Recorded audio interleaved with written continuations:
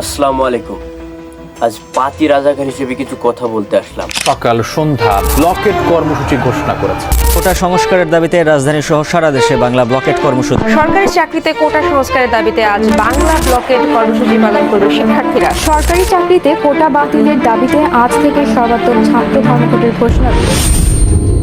কোটা আন্দোলন শুধু কোটার বিরুদ্ধে মেধার আন্দোলন না, আন্দোলনটা বেকারত্বের চাল ডালার ভাতের। বাংলাদেশে চাকরির ক্ষেত্রে কোটা ব্যবস্থা নিয়ে বহুদিন ধরে আলোচনা সমালোচনা চলছে। সরকারি চাকরির ক্ষেত্রে কোটার ভিত্তিতে নিয়োগ দেওয়া হয়, যা অনেকের মেধার অবমূল্যায়ন করা হয়। বাংলাদেশে সরকারি চাকরি হওয়ার ক্ষেত্রে 100%-এর মধ্যে 56% কোটার ভিত্তিতে মূল্যায়ন করা হয়, আর মাত্র 44% মেধার ভিত্তিতে। 56% কোটা বহালের দাবি কি মুক্তিযুদ্ধ তথা সংবিধানের আদর্শের সাথে সাংঘর্ষিক করা হলো না?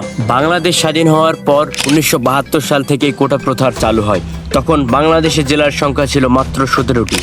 মুক্তিযুদ্ধ ও মেধা সব মিলিয়ে তখন কোটার সংখ্যা ছিল মাত্র 35টি। আর এখন 64টি জেলা মিলে নারী কোটা, উপজাতি কোটা, প্রতিবন্ধী কোটা, জেলা কোটা, মুক্তিযোদ্ধা কোটা সব মিলিয়ে কোটার সংখ্যা দাঁড়িয়েছে 258টি।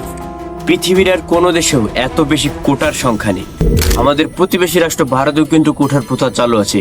সেখানে যদি পরিবারের কেউ একবার এই কোটা ব্যবহার করে ফেলেন, তাহলে বাকি অন্য সদস্যরা আর তা ব্যবহার করতে পারে না। বাংলাদেশে পোষ্য কোটার তাণ্ডবে 18 কোটি জনগণের দেশে মাত্র 3 জন সাধারণ মানুষ সরকারি চাকরি পায়।